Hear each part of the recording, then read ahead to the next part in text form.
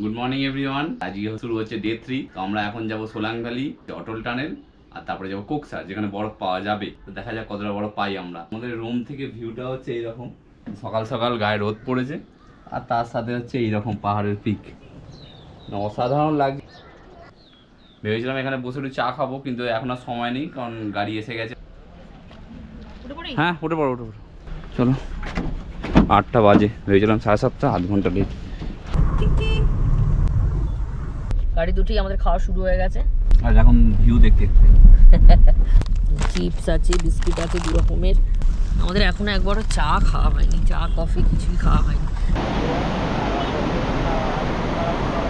আমরা এখন যাচ্ছি দাদার দোকানে, আমরা স্নো ডেজ নেবো। হয়েছে আর মেরা ড্রেস আচ্ছা লাগছে। এই যে লম্বা যে গ্লেশিয়ারে যে জলটা নামছে না, এটাই নিচ দিয়ে বয়ে বয়ে আসে। গাছগুলো বেশ সুন্দর, উপর থেকে এগুলো সবই কিন্তু ঝাউ গাছেরই একটা প্রজাতি। কি রে মজা হচ্ছে? বিশাল বিশাল বিশাল।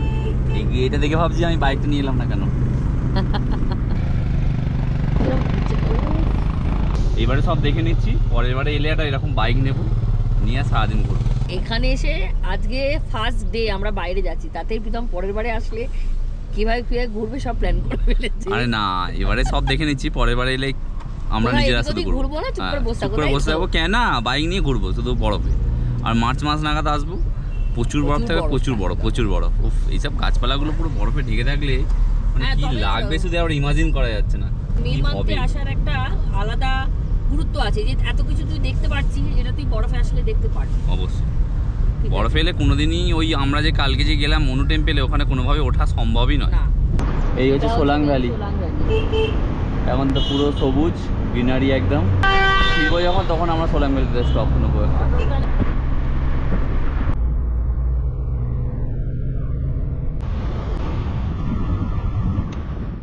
এখন আমরা এসে গেছি বিশ্বের সবচেয়ে উচ্চতম টানেল, সেটা হচ্ছে অটল টানেল।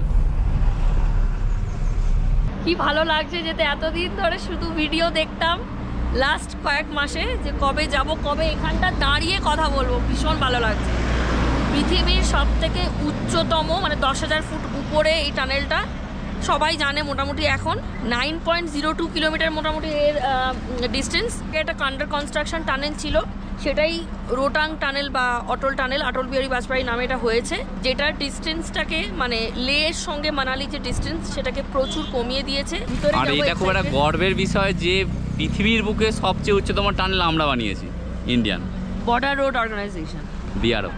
চলো, বেশি সময় নষ্ট না করে আমরা এগিয়ে যাই, কারণ এখন অবধি রাস্তা ফাঁকা রয়েছে, এরপরে রাস্তা প্রচুর জ্যাম হয়ে যায়, প্রচুর গাড়ি যাচ্ছে। বিশ্বের উচ্চতম টানেলের ভিতরে প্রবেশ করছি। ও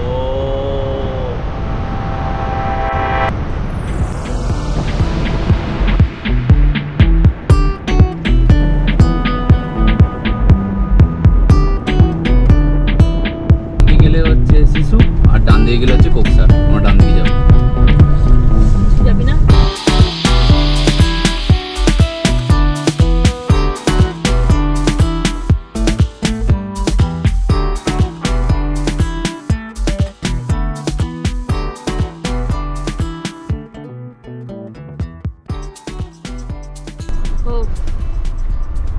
যা দেখছি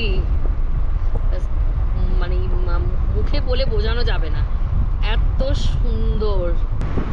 এই যে ও, এগুলো কাদা হয়ে গেছে, কিন্তু এগুলো সব গ্লেসিয়ার। কত চওড়া, কত হাইট, তা কোনো সীমা নেই। যত উপরে উঠছি আরো সাদা বরফ, আর এখানে ঝর্ণা রয়েছে, তো আমরা জামা কাপড় সব খুলে রেখে দিয়েছি। এখানে সেরকম বরফ নেই যে জামা কাপড় নোংরা হবে, আর একটা জামা নিয়ে যাচ্ছি বসবো বলে। গ্লেশিয়ারের জলগুলো গলে নদীটা হচ্ছে, যেটা পুরো রোডওয়ে দিয়ে যাচ্ছে। নিউজ হচ্ছে যে বলছে এই কদিনের মধ্যেই মাটিটা খুলে যাবে, মানে রোটাংয়ের আগে যে জায়গাটা, যে পয়েন্টটা খুলে, রোটাং খুলতে এখনো দেরি আছে। তো সেই জন্যই আমরা ওয়েট করছি যে মাটিটা যেন এই 2-3 দিনের মধ্যে খুলে যায়, খুললেই আমরা যাব। আপাতত আমরা মোমো খাবো, পাহাড়ওয়ালি মোমো, এখনো ম্যাগি হয়নি, আর কফি।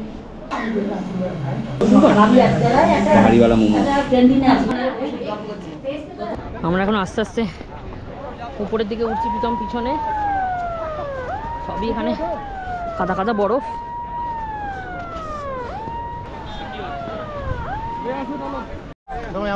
এই যে ফাইনালি আমরা অনেকটা উপরে আসার পরে বরফ পেয়েছি, সাদা বরফ পেয়েছি।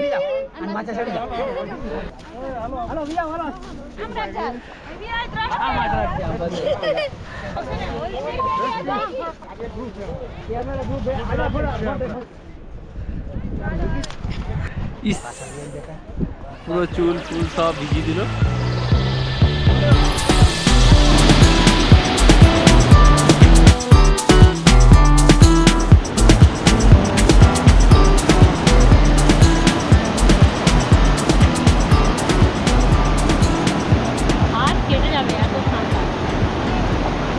আমরা হেঁটে আরও সামনের দিকে এগোচ্ছি, দেখা যাক কতটা এগোতে পারি আমরা, যদি সামনে একটু বরফ পাওয়া যায় আরও।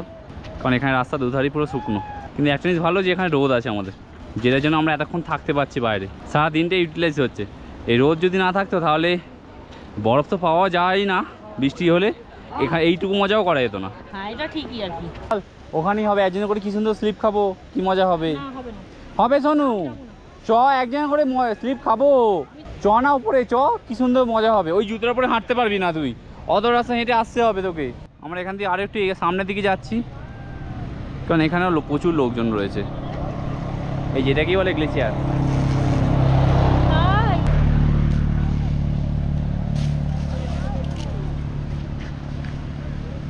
কি করবো বলতে পার আমি?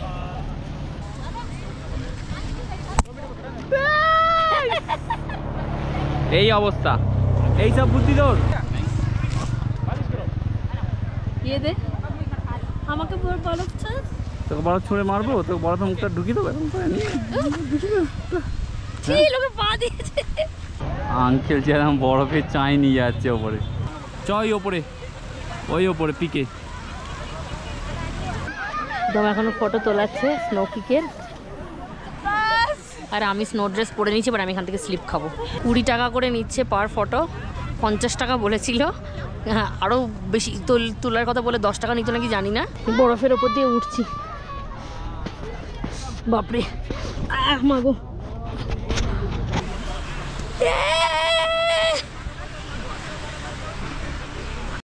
এবারে আমি যাচ্ছি ওপরে, স্কিট করে আসবো নিচে।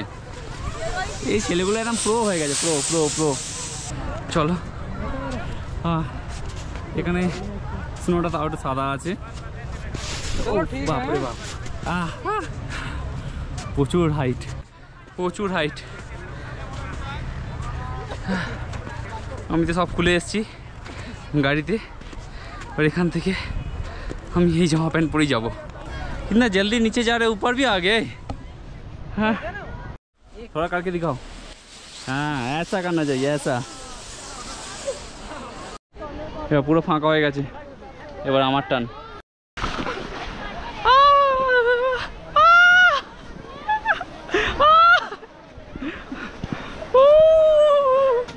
तुम लोग कहाँ से हो? राजस्थान। राजस्थान से। এরা তিনজনে স্নোম্যান বানাচ্ছে, আমাকে বলছে কেসে বানায় কেসে বানায়। আমি রীতিমতো ওদেরকে ডাইরেকশন দিচ্ছি। With new look. হ্যাঁ 250 টাকা দিয়ে আবার এটা নিয়ে এলাম, বর্নিশ করতে গিয়ে পুরো। ওই ওপরে উঠবো, ওখান থেকে স্লিপ খেয়ে নামবো। বরফ নিয়ে খেলা চলছে। হার্ট, এটা কিন্তু সত্যিকারের হিউম্যান আর্ট, নকল নয়। হিউম্যান হার্ট এরকমই হয়, তেড়া বেঁকা, বাট এটাই আমাদের বাঁচিয়ে রাখে। এনে I love you. I love you too. চলো আমি এবার উপরে ওঠার চেষ্টা করি, তুই এখানেই দাঁড়া, তুই উঠতে পারবি না। পরে উঠবো আমি উপরে উঠি, উঠে দেখি ওপর থেকে স্লাইড করতে পারি কিনা। বিশাল রিস্ক হয়ে যাচ্ছে এই জায়গাটা। না রে চলো, বাবা সবাই করছে। বিশাল মজা কিন্তু তাতে। পাটা গেঁথে গেঁথে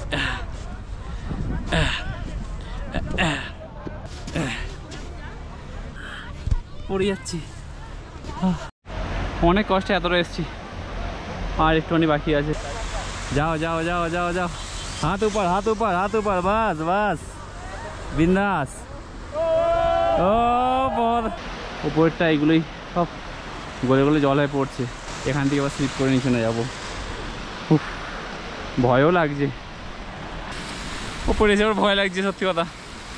কি হচ্ছে অবস্থা।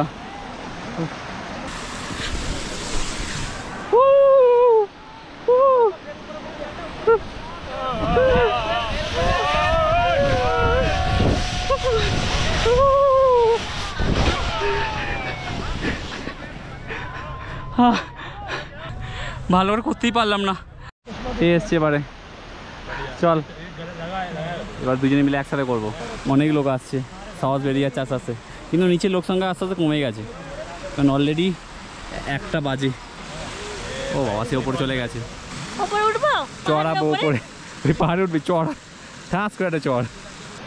ওপরে উঠবি না, বস এখানে। কেন, তুই যে উঠলি তোকে আমি বারণ করেছি? তো কি হয়েছে, তুই বাহন করেছিস মানে আমাকে বাহন করতে হবে না, এমন কোনো কথা আছে?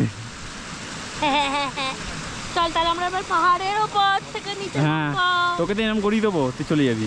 না মুসুরাম এত উপর থেকে নয়, ওইখান থেকে করতে হবে। এ কোথায় উপরে চলে এসছে? সেরা। এখানে বরফই নেই, এখানে এই চলে জুতোটা এসছে। সেরা ভাই, আমি 2 বছর ধরে জুতো কিনিনি, 2-2.5 বছর ধরে একটা ভালো জুতো কিনবো বলে ট্রেকিং এর জন্য বেস্ট। হ্যাঁ, জলে ডুবে বসে থাক। ওয়াটার প্রুফ কিচ্ছু হবে না, আমার একটু জল ঢুকেনি। তোর ওই জুতোতে হ্যাঁ। জল ঢুকে গেছে তো? দেখা তো জুতোটা দেখা। হ্যাঁ, আমার তো জল ঢুকে গেছে, আমি তো জল ফেলে দিয়ে এলাম, তাহলে বরফ ঢুকে গেছে। আমার ভাই কিচ্ছু ঢোকেনি, তখন থেকে আমি বরফের ওই জুতোর ওটা তো বরফ, জল ঢোকেনি কিছু। ভাই সেরা জুতো। তুই উঠি না রে, দেখি না পাহাড়ের ওপরে কি আছে। না রে, পাহাড়ের উপরে ওই তো উঠবে ওরা উঠছে। মানে লোকে দাবি কি? আমায় যেতে দে আগে, এবার আমাদের টান। সেই নিচে চলে গেছে, বললাম দাঁড়াতে, এখানে চলে গেল সেখানে, 1 সেকেন্ড দাঁড়াতে পারলো না। जाना तो है लेकिन ये बहुत रिस्क है, इधर से ठीक है।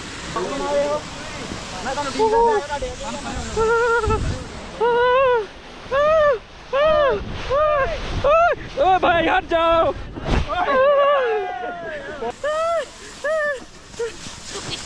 কিভাবে আমারটা তুলেছিস? গুয়াহাটি में তুই শুরু করতে দিয়েছিস, তুই তো আগেই শুরু করে দিয়েছিস। তো বললাম যে হ্যাঁ বললাম।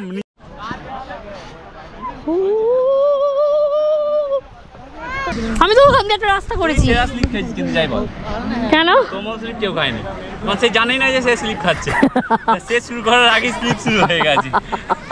জল আছে ওখানে, যাস না, যেতে পারবি না, যেতে পারবি না, একটাও কথা শুনছে না। তো বরফ আপাতত এখানে ছেড়ে দিয়ে আমরা যাই হোটেলে, খাওয়া দাওয়া করতে হবে, খিদে পাচ্ছে প্রচণ্ড। বরফ ঘেঁটে ঘেঁটে আর হচ্ছে না, আবার ওপরে গেছে এখানে স্লিপ খাবে বলে। এটা রাস্তা, আমি দেখাচ্ছি কিরকম ভাবে এটা আসতে হবে। হ্যাঁ, কি করে নামতে হবে না, কি করে পড়ে যেতে হয় দেখাও।